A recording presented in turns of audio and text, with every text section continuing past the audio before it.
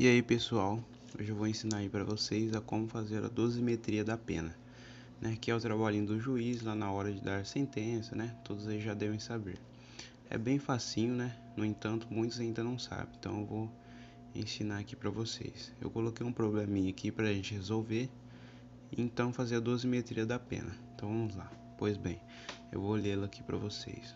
Geraldinho, com 19 anos, praticou o crime previsto no artigo 155, combinado com o parágrafo 1º do Código Penal, né, que é o crime de furto. Ficou provado no processo que as circunstâncias do artigo 59 são todas favoráveis a Geraldinho. Geraldinho não é reincidente e é pessoa extremamente pobre, fixe as penas. Então vamos lá. Atentem-se para as partes, né, que eu destaquei em negrito porque vai ser importante para assim resolvermos o problema. Primeiramente, vocês viram que eu coloquei primeira, segunda e terceira fase, né? Pois é o que diz o artigo 68 do Código Penal. Eu vou ler aqui para vocês, ó. A pena base será fixada atendendo ao critério do artigo 59 deste Código. Em seguida, serão consideradas as circunstâncias atenuantes e agravantes e, por último, as causas de diminuição e aumento de pena. Veja bem, na primeira fase, analisa a conduta social do réu, né? Se ele era uma boa pessoa, enfim. Na segunda fase, considera-se as circunstâncias de atenuante e agravante. E na terceira fase, as causas de diminuição de pena. Pessoal, sempre, sem exceção, na primeira fase vai colocar sempre a pena base do crime cometido.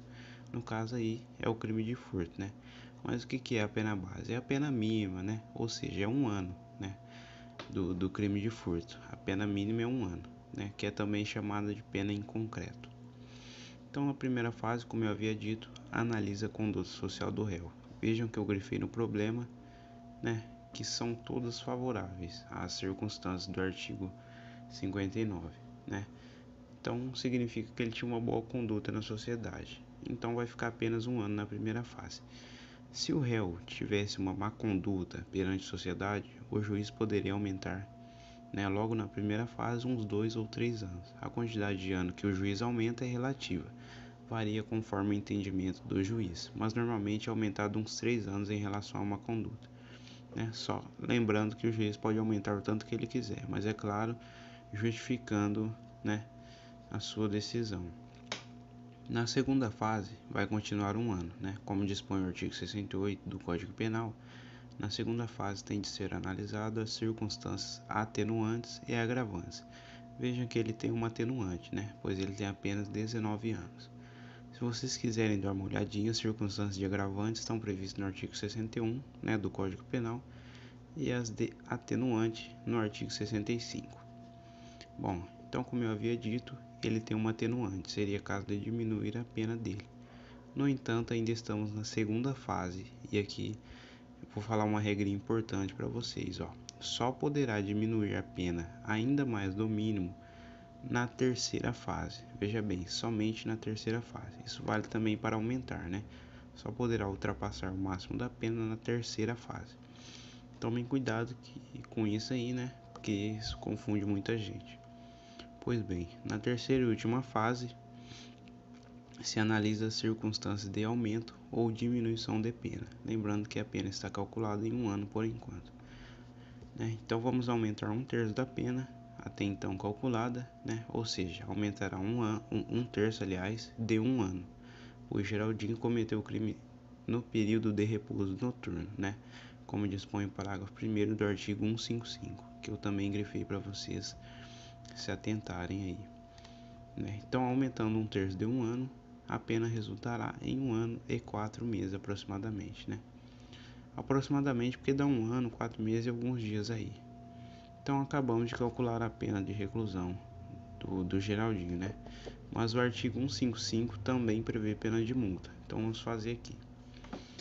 Eu vou ler o artigo 49 aqui para vocês, porque é importante para calcular a pena, ó. A pena de multa consiste no pagamento ao fundo penitenciário, né, da quantia fixada na sentença e calculada em dias multas.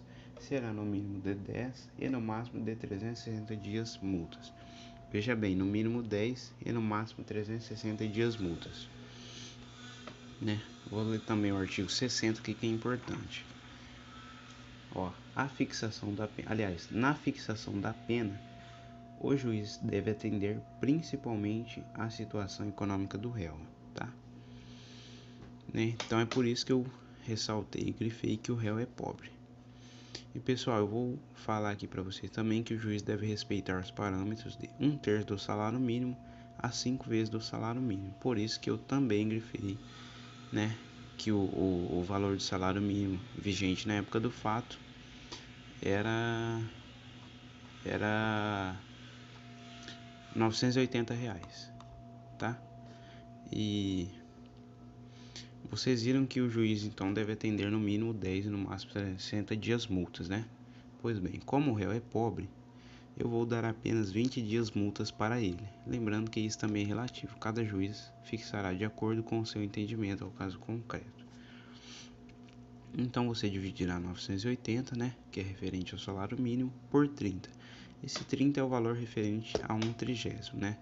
Coloquei apenas 30 levando em consideração a situação econômica do réu, né, como dispõe o artigo 60. Bom, feito isso, eu coloquei 20 dias multas, né, apenas levando em consideração a situação econômica do réu, tá?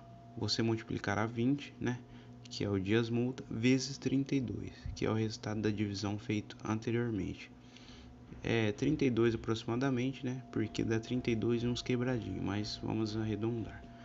E aí, portanto, o valor da pena de multa foi de R$ 640. Então, bem facinho, né, pessoal?